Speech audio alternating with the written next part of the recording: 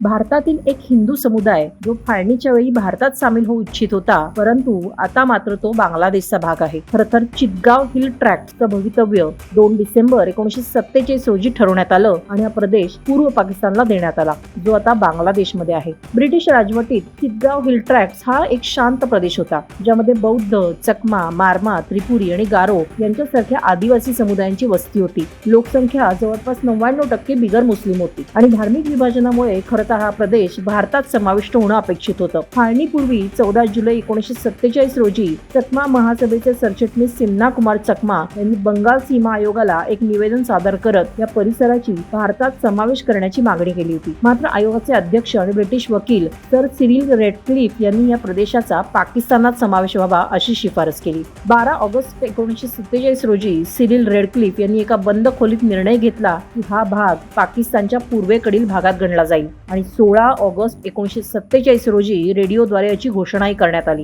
चकमा समुदायाने याचा निषेध केला खरा, पण नंतर 2 डिसेंबर 1947 रोजी ब्रिटिश आणि पाकिस्तानी अधिकाऱ्यांच्या संयुक्त बैठकीत चितगाव हिल ट्रॅक्टचं कायमचं विलिनीकरण करण्याचा आदेश जारी करण्यात आला. या निर्णयामुळे चकमा समुदायाची स्वायत्तता आणि जमीन हक्क संपुष्टात आले. त्यांच्या नेत्यांना अटक करण्यात आली आणि हजारो कुटुंबांना विस्थापनाचा सामना करावा लागला. म्हणूनच 2 डिसेंबर हा दिवस अजूनही चकमा समुदायासाठी काळा दिवस म्हणून ओळखला जातो. 2 डिसेंबर 1947 हा निर्णय हा केवळ सीमा बदलण्याचा नव्हता, तर या संपूर्ण समुदायाच्या ओळख आणि अस्तित्वावर झालेला एक गंभीर प्रहार होता.